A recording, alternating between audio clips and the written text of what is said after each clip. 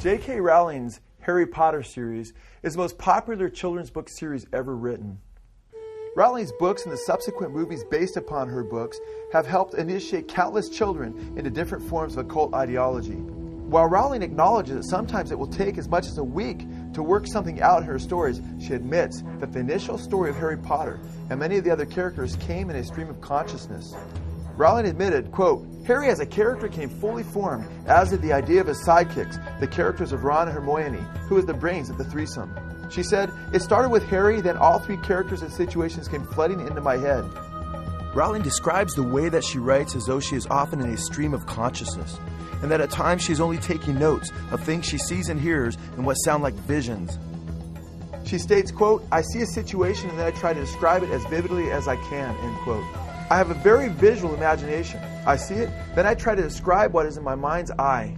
For author J.K. Rowling, it all started on a train. It was 1990, and she was traveling from Manchester to London. Rowling describes her own writing ability in writing the Harry Potter series, much in the same way she describes the channeling of spirits that takes place in the Hogwarts School of Witchcraft and Wizardry. Is it possible that J.K. Rowling herself is being used by spirit entities to indoctrinate our children into witchcraft? Joanne Rowling not only describes her introduction to her main characters in such a way as describing what she sees, but Rowling states that when she writes the dialogue between characters, she simply takes notes from what she hears almost audibly. She states, quote, "And I do love writing dialogue. Dialogue comes to me as though I'm just overhearing a conversation," end quote. Blavatsky is an obvious reference to H.P. Blavatsky, as Blavatsky is a perfect anagram for Blavatsky, who shares the same initials as Harry Potter. Her name is usually written as H.P. Blavatsky. Blavatsky's book, Unfogging the Future, is listed as a divination text at the Hogwarts School of Witchcraft and Wizardry in the Harry Potter series, and recalls Isis Unveiled, which is Blavatsky's first major work. Blavatsky is, of course, along with Satanist Aleister Crowley, a Gnostic founder of the modern-day New Age movement, or Neo-Gnosticism.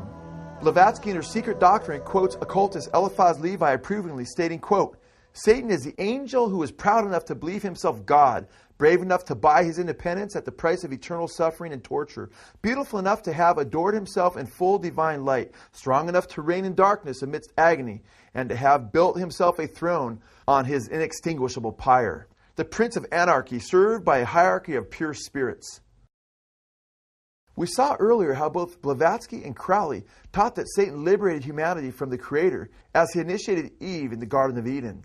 Harry Potter's escape from the world of Muggles, which are non-magical human beings, is precipitated by a communication that takes place between Harry Potter and a serpent. Harry Potter escapes from the material world of the Muggles to the spiritual world of witchcraft and wizardry. After Harry Potter escapes the world of material illusions, he finds out that he actually has godlike powers. But it's interesting because J.K. Rowling also seems to be patterning the life of Harry Potter after the life of Satanist Aleister Crowley. Like Harry Potter, Crowley abandoned his strict upbringing, claiming that his mother was a tyrannical religious bigot, and went on to discover that he was a sorcerer joining several occult orders. Like Harry Potter, Crowley realized he was a wizard as a preteen. Crowley stated, quote, "Before I touched my teens, I was already aware that I was the beast, whose number is 666. While Crowley would claim to have committed several human sacrifices, he claimed that he killed his first cat at the age of 11. According to J.K. Rowling, Harry began to find out that he was a wizard at age 11. In Harry Potter, the Goblet of Fire, page 20, it is stated, quote, "It had been enough of a shock for Harry to discover on his 11th birthday that he was a wizard." As in Crowley's Satanism, in the Harry Potter series, the number 11 takes on special significance. Crowley writes that, quote, 11 is a number of magic in itself. He also writes that 11, quote, is a sacred number par excellence of the new age or new eon. It is written in the book of the law, 11, as all their numbers who are of us.